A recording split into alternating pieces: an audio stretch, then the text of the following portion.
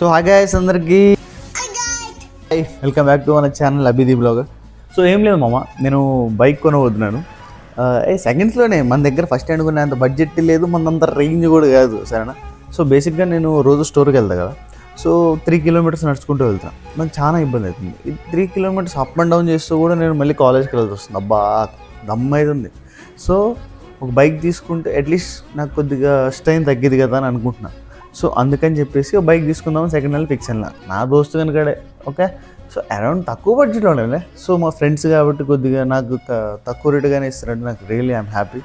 So actually ఆ bike కొద్దిగా 3 months పక్కన పెట్టింది కాబట్టి స్టార్ట్ కాలే. ఫస్ట్ స్టార్ట్ కాలే కదా అని చెప్పి మనం మెకానిక్ షాప్లో అయితే వేసినాం.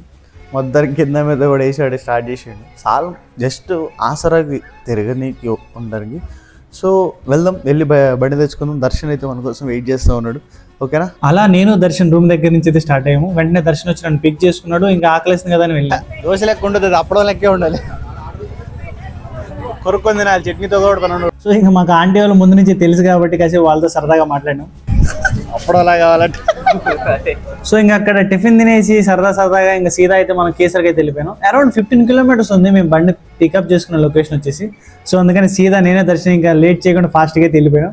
ఇంకా దారిలో వ్యూ పాయింట్ అయితే ఉంది మామ, వేరే లెవెల్ మామ. ఎందుకంటే బోత్ సైడ్ చెట్లు ఉండి మధ్యలో రూట్ అసలు వేరే లెవెల్ అనిపించింది ఆ రూట్ కూడా.